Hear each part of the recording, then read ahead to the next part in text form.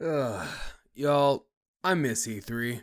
Seeing these showcases over the past week or so have presented us with some incredible games, but for every good game, there seem to be at least 20 bad showcases or cringy scripts to go with it. So without further ado and wasting no more time, let's get ready to catch some Z's as we cover these showcases. And if you don't mind, consider subbing to the channel if you enjoy what you see today. Okay, let's continue. I think we can all agree that ever since E3 got buried 6 feet deep, we have all these other showcases that come out and drop mostly nothing but mediocrity and piss poor skits that provide nothing to the games being showcased. With that being said, we're gonna start off pretty light and start with the PlayStation Showcase. The only big games that captured my attention from this event, honestly, were Bungie's Marathon, Resident Evil 4 VR, and Spider-Man 2. The biggest setback personally, I don't own a PlayStation, so 2 of these games I won't even be able to experience, so there's that. And aside from that, Sony showcases are more or less about showing off how much money they blew on lighting up 4 damn shapes, or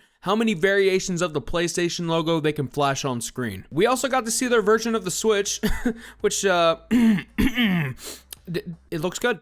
Looks great. Now, it's only fair that we move on to Xbox's showcase because they completely blew Sony's ass out of the ocean and out of the solar system, in my opinion. We got to see Payday 3, a new Fable game, DLC announcements for Cyberpunk and Fallout 76, and not to mention the big beautiful son of a bitch of the hour, Starfield. Plus, this wasn't filled with a bunch of cringy fluff like we're about to experience with the other 2 showcases. Granted, some of the games that they showcased weren't hitting for me personally, but honestly, I don't think any of them were terrible games. Not much else got announced, but the other half of the show ended up being dedicated to Starfield, which I do have to say, looks absolutely amazing. Taking a step back to the Summer Games Fest, there was maybe 1 or 2 games max that I was genuinely caring about the entire time, and those 2 games being Mortal Kombat 1 and Path of Exile 2. Now, I do understand that there were other games like Alan Wake 2 and Final Fantasy, but I've never played those games before, so my attachment to them is that of a mother bird yeeting her young out the nest. I also realize that there were more games than the 4 I just mentioned, but holy shit,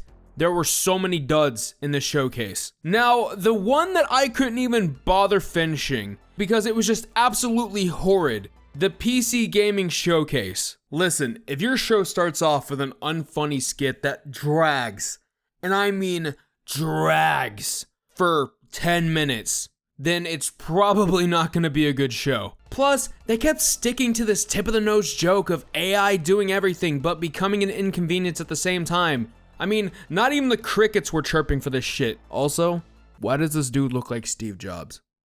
Just why? Anyways, there were a couple games like Frostpunk and Ferocious that were meant to be attention grabbers, but it's funny that they gave the games that looked the most impressive barely any time on screen, while they gave every fucking RTS or anime game damn near the whole show. The PC Showcase was probably the worst in my opinion. Just do us a favor for next year, don't do what you did again, and we'll be okay. Hey, it's me, Post-Production Blackout here.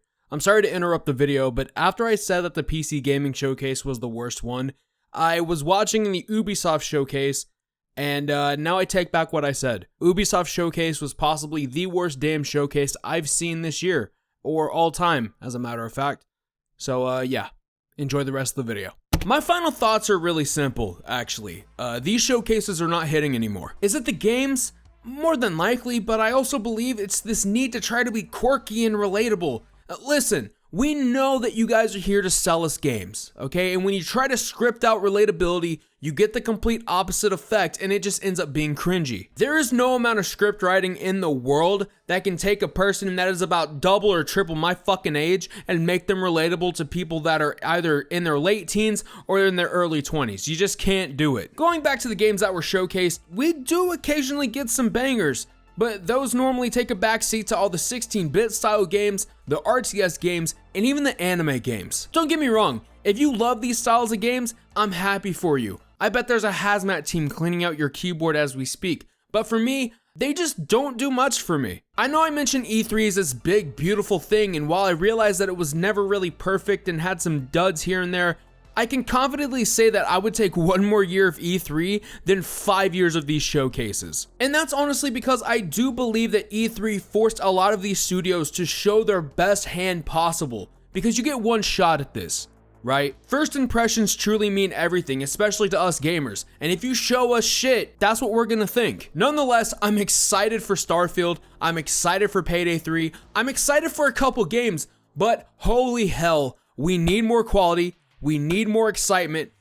And we need more first-person shooters. Now I turn the mic to you. Let me know down below what you think about these showcases. Do you think that there's potential with them? Do you think they need to stop making them so damn cringy? Let me know. And while you're down there, go ahead and script that like button and showcase that sub button. Also, YouTube can show you my content free of charge. This is Sir Blackout signing off to take a shot for every damn time I said showcase or script. Godspeed to those that are gonna play that game with me. Later.